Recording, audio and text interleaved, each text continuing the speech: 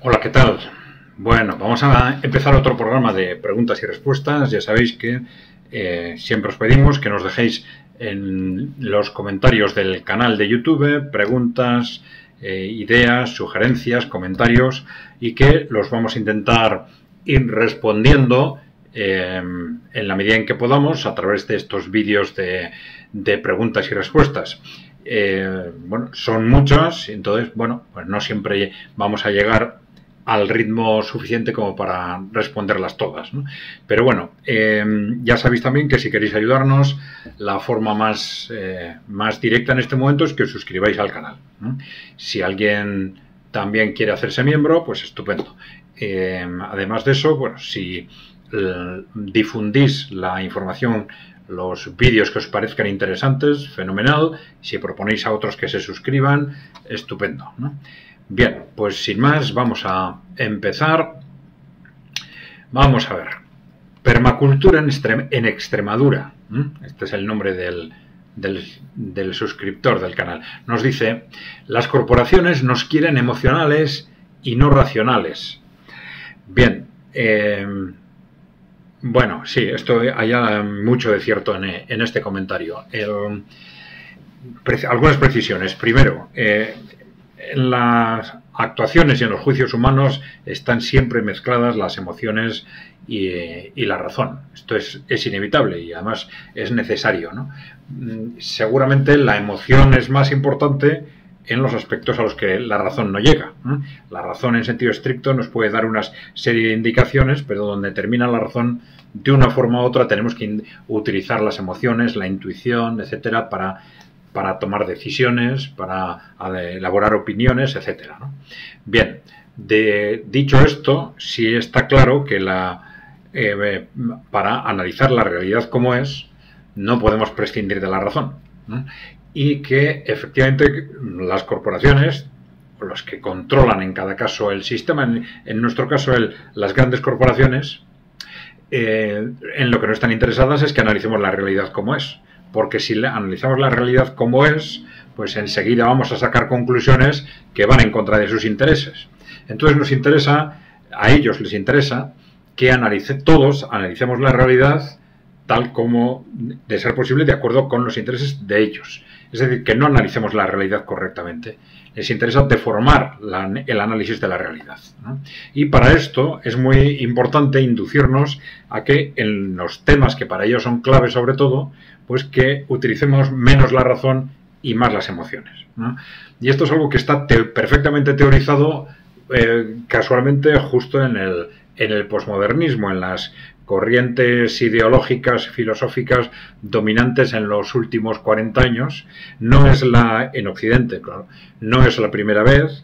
Los que nos seguís ya sabéis que hemos hablado de que esto, por ejemplo, tiene mucho que ver, está inspirado de mala manera, dicen algunos, pero bueno, en Nietzsche y Heidegger. Nietzsche y Heidegger son autores que no en absoluto vamos a cuestionar, que tienen muchísimas aportaciones interesantes, pero que estos actores han sido utilizados más de una vez como justificación para huir de la razón. Huir de la razón, y esto fue muy claro en el caso de los movimientos fascistas y nazis del siglo XX, ¿no? Es decir, también son movimientos que, casualidad, están creados, financiados, potenciados por las grandes corporaciones para defender sus intereses, que entonces eran, primero, defenderse frente a un movimiento obrero que entonces era muy agresivo y frente a una Unión Soviética. Bien, y frente a la Unión Soviética. Entonces, intentan crear movimientos que no se basen en la razón, porque si se basan en la razón no van a llegar a conclusiones que para la gente son absurdas, ¿no? Y entonces, para que avancen por el camino por el que les interesa a esas grandes corporaciones, los inyectan de emoción y le dan más importancia a la emoción que a la razón a la hora de interpretar la realidad. Y esto, que era muy claro en los movimientos fascistas y nazis, pues también lo han puesto en práctica con el posmodernismo. El posmodernismo, digo, que además de inspirarse también en Nietzsche y Heidegger para justificar su huida de la razón, pues lo utilizan, esta huida de la razón, para poner el análisis, situar el análisis económico, sociológico, etcétera, filosófico, al servicio de las grandes corporaciones, ¿no? Y esto es lo que ha facilitado que analicemos la realidad en base a esas emociones, imágenes, sensaciones que nos transmiten los medios de comunicación o la industria cultural que ellos controlan. Entonces, esta es una cuestión clave en el modelo del posmocapitalismo, y que ha impactado en toda la evolución ideológica de los últimos años, en la expansión del atlantismo, en la expansión del neoliberalismo y sobre todo en estas corrientes posmocapitalistas que son absolutamente absurdas, son destructivas socialmente, pero que se han podido ir implantando en base a una huida constante de la razón. Y vemos como en cada uno de estos movimientos, por ejemplo, en el posmofeminismo se sustituye el análisis real y objetivo de los retos de las mujeres por una constante apelación a la emoción, a las sensaciones, a las imágenes, pues con el viva las mujeres, viva el feminismo, viva las mujeres, viva el feminismo, y en el que las reivindicaciones reales tienen un peso comparativamente mínimo. Es decir, es una gestión que son corrientes que desde un punto de vista racional son absolutamente absurdas, ¿no? Algo similar sucede con el movimiento ecologista, en el que el análisis racional de la defensa del medio ambiente se sustituye por una apelación constante al miedo en base al catastrofismo climático, que es el instrumento clave para destruir la razón en la gestión del medio ambiente, ¿no? O en el tema de la explotación masiva de mano de obra migrante, ¿no? En el que se sustituye el análisis de lo que en realidad es esa explotación masiva de mano de obra barata por la apelación constante a las emociones, pues con que el caso del muro de la frontera en Estados Unidos o de la supuesta invasión por el Mediterráneo en el caso de Europa, apelando a las emociones tanto a efectos de los que apoyan la emigración como los que aparentemente se oponen, pero siempre con este tipo de variables de bases hiperemocionales que facilitan escapar del análisis racional y real de lo que está sucediendo, ¿no? Bien, vamos a ver. Gerard 6773 nos dice: podríamos poner cara a las grandes corporaciones, no simplemente nombrándolas, sino identificando, reconociendo sus acciones y su influencia en la política occidental. Es decir, existen informes, pruebas de su influencia, tenemos referencias fiables a las que acudir cuando afirmamos su dominio. Bueno, yo diría que sí, existen multitud de análisis, informes, pues bueno, desde distintas perspectivas, ¿no? Vamos a ver, por ejemplo, hemos analizado muy detenidamente el impacto de estas grandes corporaciones en el fascismo y en el nazismo, como empresas concretas, grupos empresariales, grandes inversores, aristócratas, financiaron el movimiento fascista y nazi. Tenemos claras referencias, por ejemplo, o está perfectamente probada, la influencia de las grandes corporaciones norteamericanas en la creación y puesta en marcha del posmocapitalismo, de estas corrientes del posmocapitalismo. Son ya digo, por si acaso alguien no lo sabe, pero repetimos: el posmofeminismo, el catastrofismo climático, la manipulación de las minorías sexuales, la explotación masiva de mano de obra barata migrante, además del individualismo, la destrucción de las comunidades sociales, etcétera. Todo esto está perfectamente constatado cómo se empieza a poner en marcha ya durante la Guerra Fría, con una aportación y un impulso fundamental de grupos como los Rockefeller, Ford, etcétera, en el caso de Estados Unidos. También hay pruebas claras de la implicación de familias aristocráticas como la corona británica y tal en este tipo de operaciones, de los Rothschild, etcétera, ¿no? Hay datos muy claros, ¿no? Luego hay aspectos en los que son más claros es más clara esta implicación en unos casos que en otros. Por ejemplo, en el ámbito de la financiación política, pues esto es clarísimo en Estados Unidos. Estados Unidos es imposible que se haga vida política si no eres un multimillonario o vas de la mano de un multimillonario. Las aportaciones de las grandes corporaciones no se esconden en absoluto, tanto al Partido Republicano como al Partido Demócrata. Además, intentan financiar a los dos para que los dos tengan una expectativa de que, o una, digamos, una sensación de que tienen que llevarse bien con ellos. Que en Estados Unidos esto es algo clarísimamente evidente. Es menos evidente en el caso de Europa, pero es porque es menos directa, pero esta dependencia existe exactamente igual. En Europa es una doble dependencia con respecto a las grandes corporaciones y con respecto a Estados Unidos, ¿no? Que es una dependencia indirecta, porque los gobiernos de Estados Unidos han estado a su vez sistemáticamente controlados por estas grandes corporaciones, ¿no? Pero bueno, hay muchas formas de rastrear esa influencia, sobre su control sobre los medios de comunicación, su control sobre la industria cultural. Bueno, en el caso de las más reciente de la propia influencia de las corrientes posmocapitalistas en la actividad de las empresas, por ejemplo, que es muy importante para la creación de opinión, pues esto se ha desarrollado en buena parte a través de la influencia de los grandes gestores de fondos. Ya sabéis cuáles son: BlackRock, Vanguard, State Street, etcétera, ¿no? Estos fondos tienen entre un 5 o un 10% de prácticamente todas las multinacionales occidentales y han realizado una labor continuada de implantar en estas multinacionales, independientemente de otros objetivos, de implantar en estas multinacionales valores y culturas de tipo posmocapitalista, a través que esto luego se plasma en la publicidad, etcétera. Bueno, podríamos estar, sí, hay muchísimas cosas que se podrían decir sobre este tema, pero bueno, si quieres que analicemos algún ámbito en concreto, Gerard, pues nos lo dices. Venga, a ver. David Ignacio.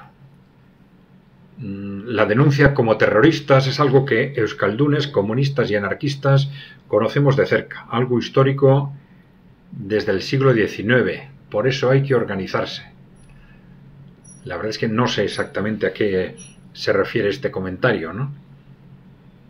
Parece que está diciendo que las sociedades no pueden utilizar el terrorismo, sino que tienen que organizarse como alternativa para defender sus objetivos. Parece que es algo de este tipo, ¿no? Pero bueno, no sé si hay algo más. David, J. Ignacio, pues coméntanoslo si es que no interpretamos suficientemente o no interpreto suficientemente lo que quieres decir. A ver, Javier Laclau nos dice: ¿cómo es posible que se vaya a conseguir un cuestionamiento progresivo del posmocapitalismo y el posmofeminismo en los medios en los próximos años si esos medios están absolutamente en manos de quienes los impulsan? Bueno, vamos a ver. Aquí hay distintos factores, pero damos por supuesto, evidentemente el contexto geopolítico puede ir en muchas direcciones. Podemos tener incluso una guerra mundial, una guerra nuclear, no se pueden descartar esos escenarios, ¿no?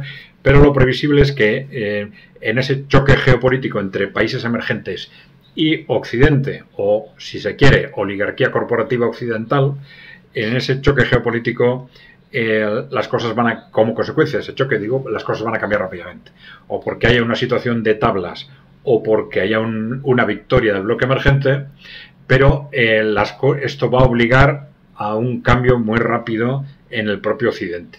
El contexto va a cambiar. No hay más que pensar en lo que sucedió en la Guerra Fría, en qué medida Europa estuvo obligada a abrirse a una pluralidad, porque de alguna forma para canalizar un movimiento, unos sentimientos populares que, tomando como referencia los de los países del este o los contextos de los países del este, pues al final iba a ser ingobernable, ¿no? Yo creo que eso va a obligar de una forma u otra a que se arma un sistema de mayor pluralidad en Occidente y la influencia de los países emergentes va a ser cada vez mayor.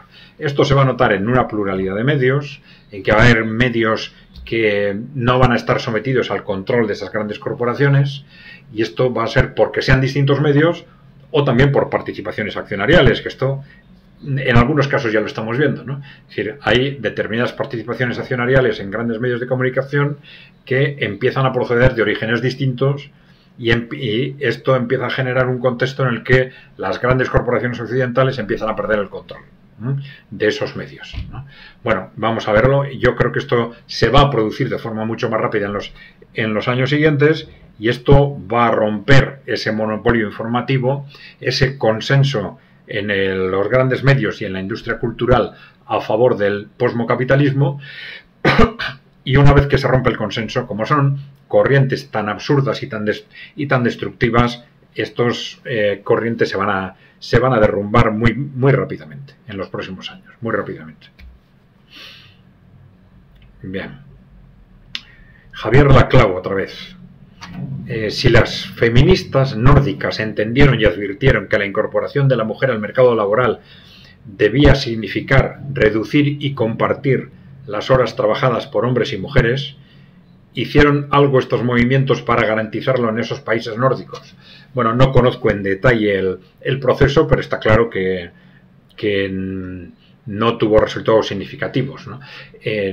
Al menos en un primer momento, ¿no? Luego sí ha habido países en donde se han gestionado de forma más clara pues aspectos como, por ejemplo, las jornadas parciales, destinadas precisamente a objetivos de conciliación familiar, ¿no? Y que han tenido estas jornadas parciales un impacto muy importante.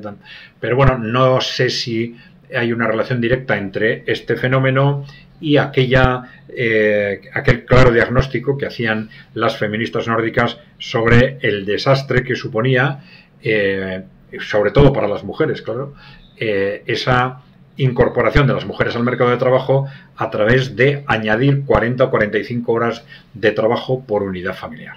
Esto dejó clarísimo que el objetivo de este proceso no era en absoluto la emancipación de la mujer, sino la disposición masiva de mano de obra barata. Vale. A ver, Buzz Reverter dice: a las grandes corporaciones, reducir la población mundial forzando la baja natalidad solo les podría interesar en un contexto en el cual el sistema ya no necesitase mano de obra realmente, ni un número excesivo de consumidores. Lo que buscan es una sociedad con poca población de pequeños propietarios. Bueno, estoy seguro de no haber respondido algo similar, ¿no? Bueno, en este sentido, el interés por facilitar a las mujeres el acceso al mercado laboral solo debió ser un instrumento para alcanzar el objetivo de reducir la población del planeta. Dicho de otra manera, las mujeres como tontas útiles. Bueno, vamos a ver. Bueno, yo complicaría un poco más el análisis, ¿no? Por ejemplo, ya hemos explicado, en la Guerra Fría se establece claramente un objetivo de reducir la natalidad en los países en desarrollo, sobre todo en los países que no controlamos o susceptibles de no ser controlados, ¿no? Bueno, esto ya nos da una referencia, es decir, una cosa son las grandes corporaciones como controladores de todo el mundo, o que se sienten controladores de una parte del mundo. Entonces dicen, bueno, este es el mundo que controlamos, tenemos que asegurarnos que el mundo que controlamos manda sobre el conjunto del mundo, que no pierden la batalla contra el resto del mundo, ¿no? Entonces, bueno, esto ya fue una referencia muy interesante, ¿no? Una referencia clara, que es distinta de la necesitar mano de obra en el conjunto del mundo, o aumentar el número de consumidores en el conjunto del mundo, ¿no? Bueno, vamos a ver. El interés por facilitar a las mujeres el acceso al mercado laboral solo debió ser un instrumento para alcanzar el objetivo de reducir la población. Bueno, no necesariamente, eso era lo que ellos decían. Eso es lo que decían los informes Rockefeller, el informe Kissinger, etcétera, los informes de las grandes corporaciones occidentales durante la Guerra Fría, ¿no? Que la incorporación de la mujer al mercado laboral estaba directamente relacionado con la reducción de la población y por la reducción de las tasas de natalidad y reducción de la población, y por lo tanto había que impulsarlo como un instrumento para reducir la población, no para que las mujeres viviesen mejor ni nada por el estilo, ¿no? Bien, pero esto no era el único objetivo. Hay un objetivo fundamental económico, estrictamente económico, directamente económico, que es, ya digo, la disposición masiva de mano de obra barata. Estamos hablando de los años 70, 80, son los años en los que ha hecho crisis el modelo de desarrollo de la posguerra, que fue un modelo de alto nivel de crecimiento y en el que se crea ese Estado social europeo. Esto hace crisis en los 70, antes en Estados Unidos que en Europa, y dentro de ese contexto de crisis se pone sobre la mesa una obsesión, que es la que justificó luego el neoliberalismo, ¿no? Que es la de que los inversores tienen que ganar más dinero. Para que esto funcione, los inversores tienen que ganar más dinero, ¿eh? Y claro, una forma directísima de ganar más dinero es esa disposición masiva de mano de obra barata. Entonces, esa incorporación masiva de la mujer al mercado de trabajo, no sustituyendo parcialmente al hombre ni repartiendo trabajo, sino añadiendo trabajo, era extraordinariamente rentable para las grandes corporaciones también. Bien. A ver, Burt Reverter. Continúa con el comentario entero, por lo que veo. Dice, esto explicaría esa ideología de género contraria a la familia tradicional y sus valores, la promoción de la homosexualidad, la transexualidad, etc. En este sentido, lo importante sería bajar la población como sea, utilizando los instrumentos que sean necesarios.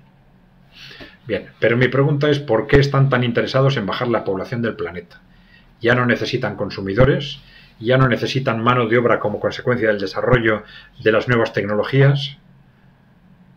Bueno, en parte, es posible, sí es algo contraintuitivo, en principio, pero la realidad es que en los análisis que realizan estas grandes corporaciones y en declaraciones de muchos de estos grandes inversores se alude repetidamente a la necesidad de reducir la población, incluso se habla más de una vez de que de 8, de 7.000 o de 8.000 millones hay que reducirla a 1.000 millones, ¿no? Y de que el ecologismo por un lado, de que la planificación familiar, de que la incorporación al mercado de la mujer al mercado de trabajo son instrumentos clave para todo esto. Bien, todos esos instrumentos que tú mencionas de cuestionar la familia tradicional, sus valores, la homosexualidad, la transexualidad, etcétera, están relacionados a la vez con retos sociales objetivos y a la vez con este tipo de manipulaciones corporativas, ¿no? Pero bueno, la pregunta es el por qué están interesados. Bueno, ya hemos dicho que en los objetivos de los grandes inversores, de los grandes propietarios, ¿no? No hay solo un interés económico directo, hay también un interés de poder, y los dos intereses están interrelacionados, y a medida que suben los niveles de renta, los objetivos de poder son más importantes que los económicos en el sentido de capacidad de consumo, ¿no? Incluso el conseguir beneficios, el conseguir más dinero, es también como un instrumento, en algunos casos de prestigio, pero ya a ciertos niveles de poder, porque es algo que nos da más influencia para poder hacer cosas, para poder influir sobre el entorno, etcétera, ¿no? Esto es importante que seamos conscientes de esto. Entonces, si ellos piensan que, como parece, que pueden controlar más fácil una humanidad más pequeña, pues dicen, ¿por qué no? La controlamos mejor y no necesitamos más que eso para ser absolutamente ricos. Tenemos más poder porque controlaríamos todo el mundo de forma mucho más fácil. Esto es un poco la mentalidad que se desprende claramente en estos textos de la Guerra Fría en concreto, ¿no?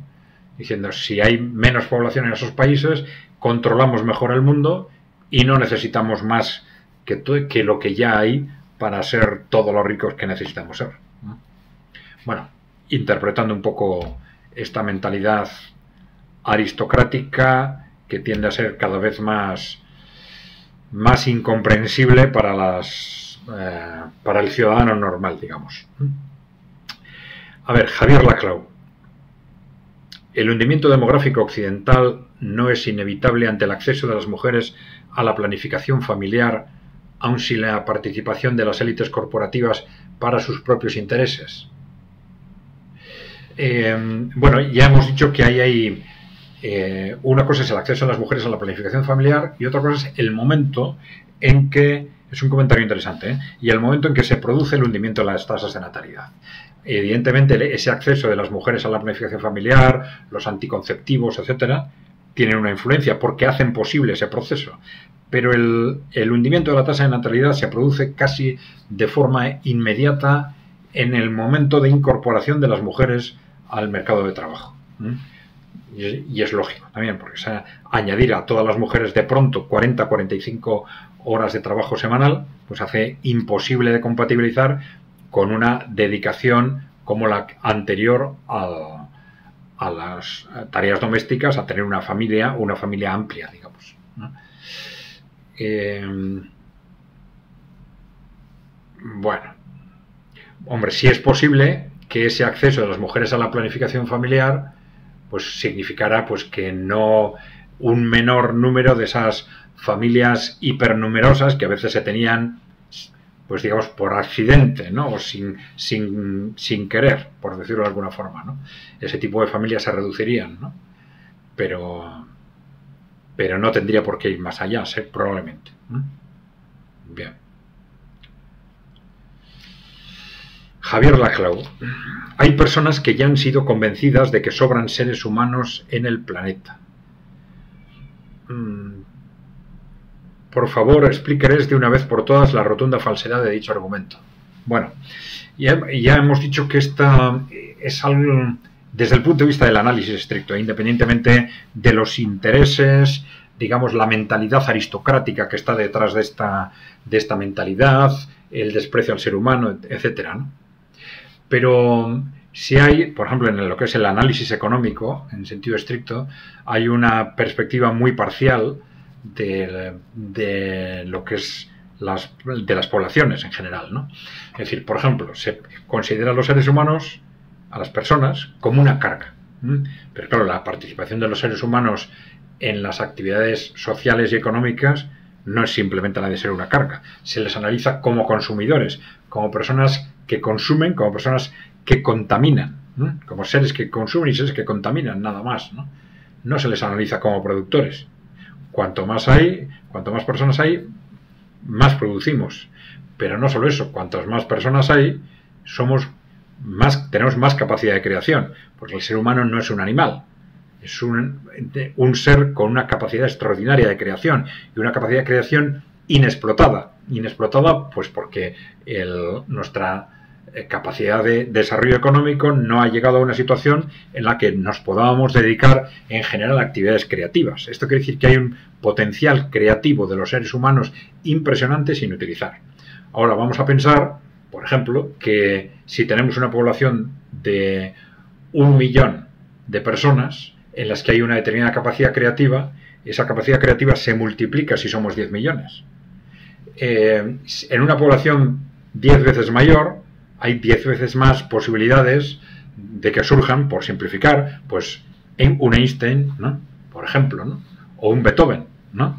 Pero algo que beneficiaría a todos, ¿no? Cada uno de esos Beethovens, cada uno de esos Einstein, por simplificar, pero no se trata solo de ese tipo de grandes genios, ¿no? Todos los seres humanos tenemos una extraordinaria capacidad creativa y por lo tanto tenemos una gran capacidad de aportar a nuestro entorno para que seamos todos capaces de hacer poco a poco las cosas mejor, ¿no? La capacidad de invención, de innovación, se acelera, no solo se multiplica si somos 10 veces más, por ejemplo, sino que se acelera. ¿Por qué? Porque lo que inventa uno pueden utilizarlo todos. Entonces, si somos más, hay muchísimas más posibilidades de que surjan cada vez más rápido nuevas ideas que nos puedan beneficiar a todos, ¿no? Yo creo que esto se entiende muy claramente. Incluso ha habido teorías que han relacionado el hecho de que el avance económico en la historia de la humanidad haya sido cada vez más rápido con el incremento de la población, ¿no? Hay otros factores. Con poblaciones más grandes es más fácil disponer de mercados amplios para desarrollar nuevas actividades, para tener empresas con economías de escala, facilitar las innovaciones, la inversión en nuevas actividades, etcétera, ¿no? Pero bueno, en definitiva, yo creo que lo fundamental es tener en cuenta que el ser humano no es solo una carga, sino tiene una capacidad extraordinaria de creación, de aportación de conocimiento. Cuanto más seamos, se multiplican incluso exponencialmente nuestras capacidades de avance económico y de avance social. Como todo, gestionándolo bien, evidentemente. Bien. Podemos hablar muy largo de este tema, pero yo creo que ese es el argumento fundamental. Bueno. Elena Criado nos dice: Adrián, una cosa es que las élites corporativas apoyen todo lo que has expuesto, y otra cosa es que la emancipación de la mujer haya conseguido una sociedad más justa, y por otro lado, sí que somos demasiados habitantes en este planeta, independientemente de que unos países tengan demasiada población y a otros les falte. Bueno, vamos a ver. Bueno, la primera parte es estrictamente correcta, ¿no? Efectivamente, una cosa es lo que llamamos el posmofeminismo, que es la deformación del proceso de emancipación de la mujer por las élites corporativas para la manipulación de ese proceso para conseguir beneficios a través de la disposición masiva de mano de obra barata, también para la manipulación y el control social, clarísimamente, ¿no? Entonces, una cosa es el posmofeminismo y otra cosa es efectivamente el proceso de emancipación de la mujer en sí mismo, que es algo que ha sido muy importante, que ha conseguido avances muy importantes y en el que esto cambia mucho de unos países a otros, todavía hay pasos significativos que dar, ¿no? Bien, eso es, yo creo que está claro, ¿no? Sí somos demasiados habitantes en este planeta, independientemente de que unos países tengan demasiada población y a otros les falte. Bueno, dime qué países tienen demasiada población, ¿no? Porque esto es más que discutible. Por ejemplo, en un momento determinado en China pensaban que tenían demasiada población, o les convencieron, que hay ahí las dos teorías, o les convencieron desde Estados Unidos, pero bueno, que tenían demasiada población para hacer posible el desarrollo, y ahora en buena parte parece que se están arrepintiendo. No solo están corrigiendo las medidas, sino están pensando que aquellas medidas fueron excesivamente radicales, ¿no? Y eso, China, un país con 1.400 millones de habitantes, ¿no? Demasiados habitantes, ¿para qué? ¿No? Esto es muy dudoso, porque la capacidad de creación de riqueza, ya digo, de esos habitantes es inmensa y es exponencial, crece mucho más que lo que crece la propia población. Pero bueno, no lo sé, demasiados habitantes en algunos países, ¿no? Dices, no en otros, pero sí en algunos. Bueno, pues no es lo que piensan ellos, desde luego. Fíjate, por ejemplo, en India son también 1.400 millones y siguen convencidos de que no van a ir, desde luego, por vías radicales como China, independientemente de que adopten unas u otras medidas de planificación familiar, pero no se plantean en ningún caso reducir la población. No piensan que son demasiados, ¿no? Bien. Civismo a cadenazos, nos dice: un ejemplo del obsoleto de los términos izquierda y derecha es que solo se aplican a los países occidentales. Los países no occidentales solo tienen autocracias. Bueno, hay algo de cierto en esto. Sí, en Occidente hay una demonización sistemática, no sé si de los países no occidentales, de los que no se someten a nosotros, digamos, ¿no? Entonces se les llama autocracias, ¿no? Sí suelen ser de una forma u otra, pero suelen tener gobiernos más fuertes, con distintos regímenes políticos. Pero esto ya lo hemos comentado alguna vez, es que las grandes corporaciones quieren gobiernos débiles, en general, salvo en situaciones excepcionales en las que apoyan incluso dictaduras, el fascismo, el nazismo, etcétera, cuando se ven en una situación de peligro. Pero en general prefieren gobiernos débiles. Débiles frente a ellos, claro, porque los gobiernos débiles son los que ellos pueden manejar mejor. Y esto lo vemos muy claramente en las últimas generaciones en Europa, cómo ha habido una pérdida de capacidad estratégica impresionante en los líderes políticos, y es algo casi inexplicable. Vemos líderes cada vez más débiles, menos capacitados y tal, pero es que estos líderes son los que son más fáciles de manejar por el poder corporativo. Bien, decías que los términos izquierda y derecha, bueno, sí, que no se aplican fuera de Europa. Bien. Bueno, sí, es que son contextos además que no se entienden igual en cada país y no se entienden en absoluto fuera de Europa Occidental, desde luego como los entendemos nosotros, ¿no? A ver, Ros Agudino. Desde Argentina dice, a ver si se puede extender un poco más la explicación del término atlantismo. ¿Cuál es la relación y con qué? Ya. Bueno, vamos a ver. Aquí hay distintos fenómenos, ¿no? En principio, atlantismo se suele relacionar con el modelo de hegemonía geopolítica unipolar de el occidente atlantista, del occidente anglosajón fundamentalmente, ¿no? Entonces se le llama atlantista porque tiene relación por un lado con la OTAN, ¿no? Con esa organización que se crea en teoría para hacer frente a la Unión Soviética, pero que es una organización para el Tratado del Atlántico Norte, en el que aglutina países de Norteamérica y de Europa Occidental alrededor de esa organización con ese fin teórico de defenderse a la Unión Soviética, que luego hemos visto cómo desapareció la Unión Soviética y se buscaron otros fines para esta organización, ¿no? Pero fines de carácter hegemónico, hegemonista también de ese poder occidental, sobre todo de las corporaciones norteamericanas, ¿no? Bueno, entonces estas corporaciones utilizan a ese eje atlantista que está relacionado con la OTAN, con el círculo de poder alrededor de la OTAN y también con lo que es el mundo cultural político anglosajón, si se quiere.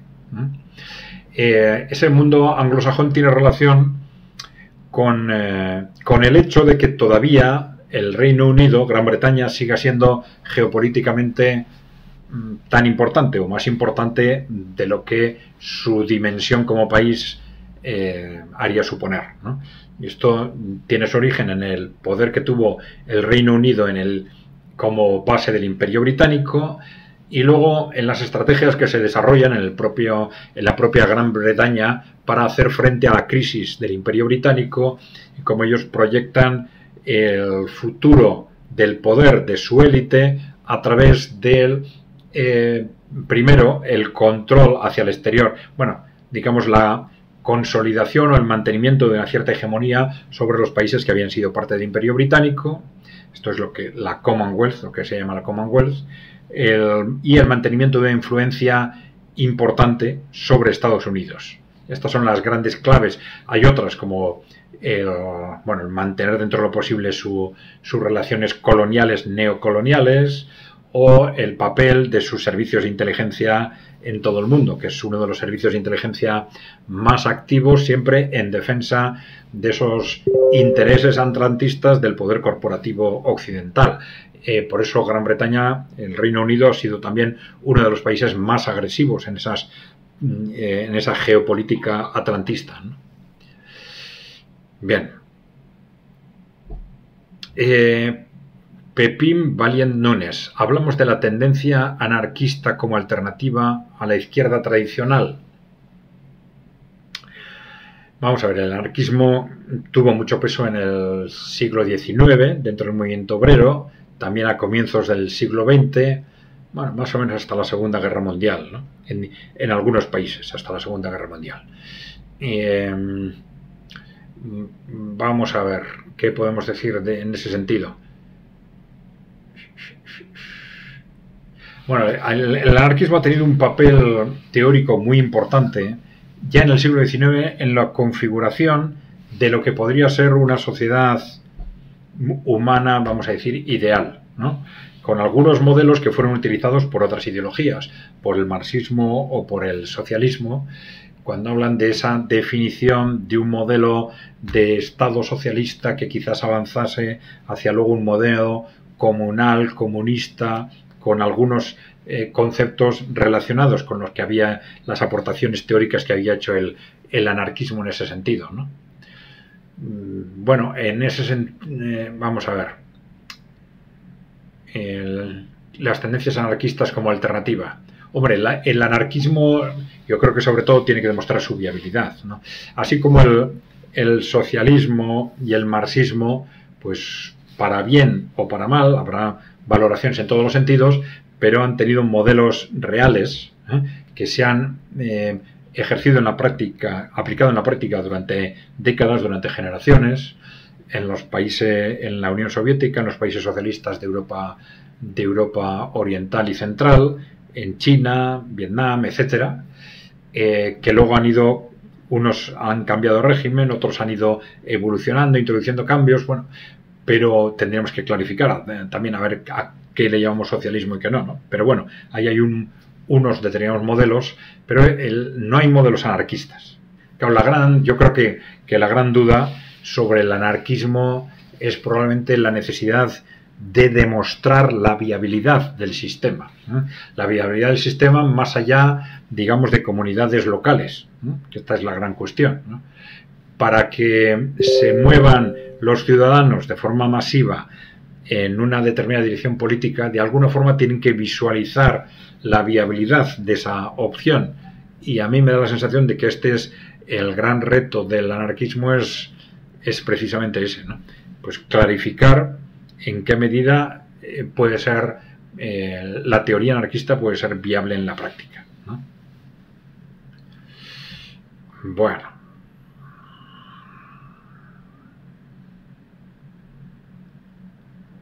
Inés Ubertone nos dice: no me queda claro qué es la ultraderecha.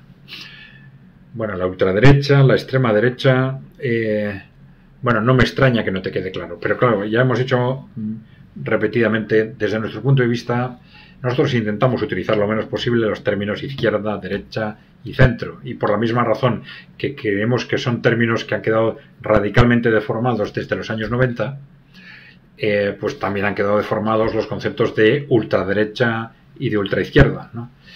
En realidad ahora probablemente se utilizan de forma exagerada, porque en principio ultraderecha y ultraizquierda, extrema derecha y extrema izquierda se aplicaba a los movimientos políticos que cuestionaban el sistema, que pretendían, digamos, sin utilizar procedimientos institucionales, pues por la fuerza, tomar el poder, organizar una revolución, un golpe de Estado, tal, a efectos de cambiar el sistema. Y eso se consideraban ultraizquierda y ultraderecha. Pero claro, probablemente como consecuencia de ese consenso político de las grandes fuerzas a partir de los años 90, dentro de ese sistema de partido único, en realidad, pues claro, es muy fácil que todo lo que se mueva en una u otra dirección se le llame ultraizquierda o ultraderecha, aunque en realidad están proponiendo en sus programas cosas no muy distintas de las que proponía la izquierda o la derecha en los años 80, por ejemplo, ¿no? Antes de que el posmocapitalismo y el neoliberalismo impusieran ese consenso de partido único, ¿no? Entonces, ¿qué es la ultraderecha? Bueno, ¿a qué se llama ultraderecha en este momento? Pues a estos ámbitos populistas que se salen del consenso dentro del ámbito conservador, y ultraizquierda los que se salen del consenso en el ámbito de lo que normalmente se llamaba izquierda, ¿no? Bueno, pero claro, ya digo, eso es lo que normalmente se denomina como tal, normalmente, pero son términos que siempre hacen referencia relativa, ¿no? La derecha, pues en función de que hayamos izquierda entenderemos la derecha y al revés, ¿no? Pero bueno.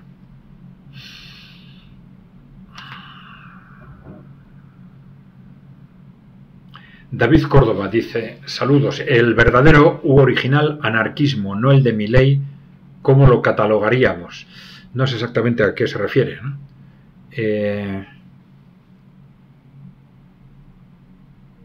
Sí, porque hay una respuesta. Ya está. Sí, ¿cómo lo catalogaríamos en cuanto a izquierda, derecha o centro, etcétera, ¿no? Ya. Bueno, es que esos conceptos de izquierda, derecha, centro, es que ahora nos dicen muy poco. Nos dicen muy poco, ¿no? Dentro de lo que es historia, digamos, lo que es el siglo XX, el conjunto del movimiento obrero, también el anarquismo, se considera evidentemente parte de la izquierda, ¿no? Evidentemente ese anarcocapitalismo propuesto aparentemente por Milei. Vamos a ver por qué el anarcocapitalismo no se ha aplicado nunca, ¿eh? Es decir, se ha desarrollado teóricamente, pero en la práctica, cuando se ha dicho que se iba a aplicar, luego siempre se ha ido hacia modelos neoliberales. Como igual que el anarquismo, ese anarcocapitalismo, que está pensando en un sistema capitalista, mientras que el anarquismo está pensando en un sistema socialista o comunista sin Estado, el modelo anarcocapitalista está pensando en un sistema capitalista sin Estado. Bien, ya digo, en la práctica, vamos a ver qué pasa con Milei. Ya digo, en la práctica, esos modelos teóricamente anarcocapitalistas en la práctica han derivado a modelos neoliberales, es decir, a defender los intereses de las grandes corporaciones y manteniendo el lenguaje más o menos, pero al final actuando con el Estado o sin el Estado siempre en favor de las grandes corporaciones, ¿no? Bueno, en este sentido, como comentarios a esta pregunta, dice Monsec, dice que hay anarquismo de derechas y anarquismo de izquierdas. Entiendo que ese anarquismo tradicional, comunismo sin Estado, vamos a decir, pues que intenta ya implantar el comunismo sin Estado, ¿no? Ese sería el anarquismo de izquierda, y el anarcocapitalismo sería el anarquismo de derechas, ¿no? A ver, Fernando Ariel Morant dice: me han hecho darme cuenta de lo relativos que son actualmente los términos izquierda y derecha aplicados a las agrupaciones políticas. Soy de Argentina y me gustaría mucho que los votantes de Milei vieran este canal. Bueno,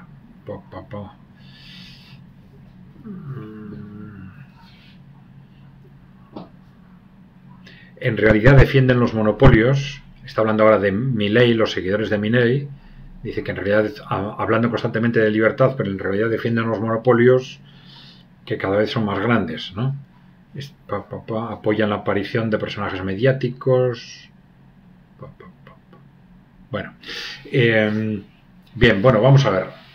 En principio hay que pensar que puede haber, como en todos los movimientos, puede haber muchas personas que realmente piensen que con estos modelos anarcocapitalistas, es decir, de cuestionar el Estado, de que todo va a funcionar mucho mejor simplemente reduciendo drásticamente el papel del Estado, porque las empresas y los empresarios van a funcionar mucho mejor y todo va a ir mejor para todos, ¿no? Pero lo cierto es que, como dice Fernando, pues en la práctica lo que se ha basándose en esas teorías, en la práctica lo que se ha hecho es actuar al servicio de las grandes corporaciones y reducir el papel del Estado cuando no les interesaban las corporaciones y aumentarlo en los aspectos que a las corporaciones les interesara. Y ahí hemos visto claramente cómo esto ha funcionado a lo largo de todo el periodo neoliberal, por ejemplo, con todo lo que ha sido la política monetaria, fundamental para el enriquecimiento masivo de las grandes corporaciones, sobre todo de las corporaciones financieras, enriquecimiento a través de la actividad del Estado, que es de las políticas monetarias, ¿no? Pues así como pues la industria armamentística, evidentemente, pues la industria energética que se está beneficiando de las políticas verdes, de la captación de inmensos recursos públicos a través de las políticas verdes, etcétera, ¿no? Bien, aquí hay un aspecto también que es importante tener en cuenta, que ya lo comentamos de vez en cuando, algo que es contraintuitivo, porque los gobiernos neoliberales, salvo excepciones muy puntuales, no han reducido el peso del gasto público sobre el PIB. Algo tremendamente sorprendente cuando en teoría, en su ideología, esto era una base fundamental, ¿no? Y esto probablemente responde a razones macroeconómicas de que, sobre todo en los estados avanzados, si no hay un contrapeso creciente del Estado y los ciudadanos y las empresas tienen un margen muy alto de gasto, tienen un margen muy alto de capacidad de reducción del gasto, y esto puede multiplicar o tiende a agravar radicalmente el impacto de las crisis económicas, ¿no? Con lo cual parece que en la estabilización de nuestra economía de mercado es necesario que el peso del gasto público avance o sea incluso creciente a medida que la economía se desarrolle, con lo cual vemos que no hay una relación directa entre que los gobiernos sean liberales o intervencionistas en el peso del gasto público sobre el PIB, sino que al revés, lo más importante es el nivel de desarrollo. En los países de economía de mercado más desarrollados, el peso del gasto público sobre el PIB tiende a ser mayor, porque eso estabiliza de alguna forma la evolución del conjunto de la demanda en la economía. Bien. A ver, es una pregunta larga. Os dije, si queréis que la respondamos correctamente, es mejor que hagáis preguntas cortas, ¿no? Aunque, bueno, luego escribir lo que queráis, pero si queréis que os respondamos algo directamente, mejor recogerlo luego después en una pregunta corta. Bueno, vamos a ver. La intervención militar, nos dice, la intervención militar rusa en Ucrania ha significado un antes y un después en muchas cosas, ¿no?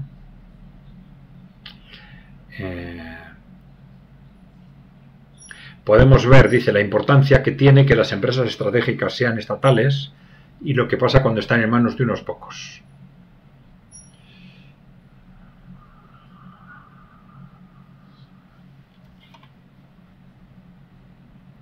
Dice que él se consideraba muy de izquierda y que de pronto durante estos años se está viendo obligado a defender, a coincidir con analistas que consideraba de derecha, ¿no? Bueno.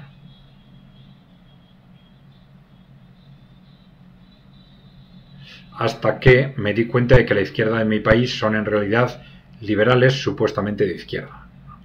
Bueno.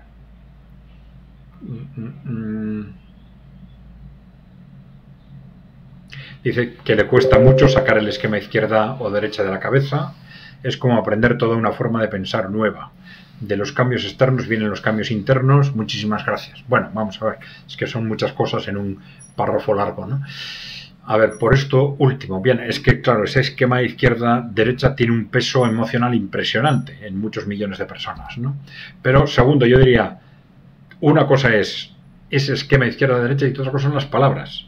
Es decir, si para ti izquierda, tenías un esquema izquierda-derecha definido en base a, digamos, la opción de apoyar a la gente, a los ciudadanos, frente a apoyar al poder, pues ese esquema lo puedes mantener exactamente igual. Pero claro, intenta no llamarle izquierda-derecha porque si no te van a manipular, ¿no? O vas tú a confundir a los que hablen contigo, ¿no? Y al revés, para alguien que desde el punto de vista de la derecha interpretara a la derecha como la defensa de la tradición y a la izquierda como los que quieren de forma alocada cuestionar la tradición, mantén esos conceptos, pero intenta no utilizar las palabras izquierda-derecha por las mismas razones. Bien. Al principio has hecho un comentario, Julio, sobre el papel de las empresas públicas, ¿no? Bueno, esto es un tema absolutamente clave en este momento, ¿no?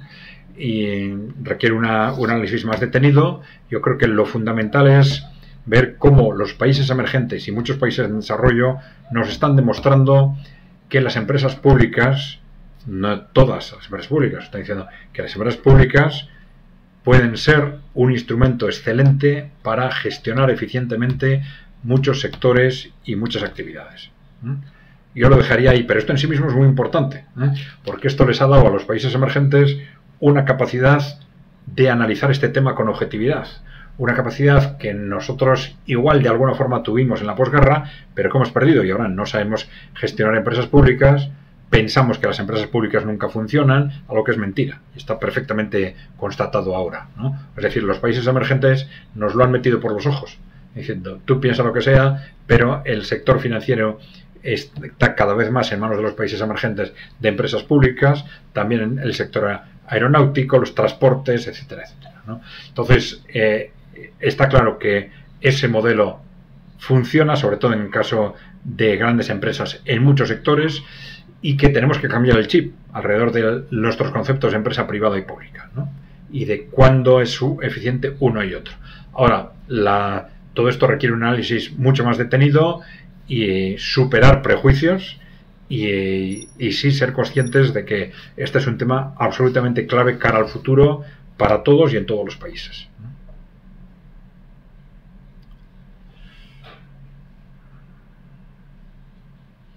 Bueno, pues bueno, ya llevamos 55 minutos, creo. Bueno, pues lo vamos a dejar aquí. Como siempre, ya sabéis que si queréis ayudarnos, por favor suscribiros al canal o haceros miembros si queréis. El que, bueno, de ser posible, si os gustan alguno de nuestros vídeos, difundirlo por favor, proponer a otros suscribirse al canal y hacernos propuestas, comentarios, sugerencias, preguntas, y las vamos a intentar seguir respondiendo en estos vídeos de preguntas y respuestas todo lo rápido que podamos. Bien, gracias por vuestra atención. Un saludo.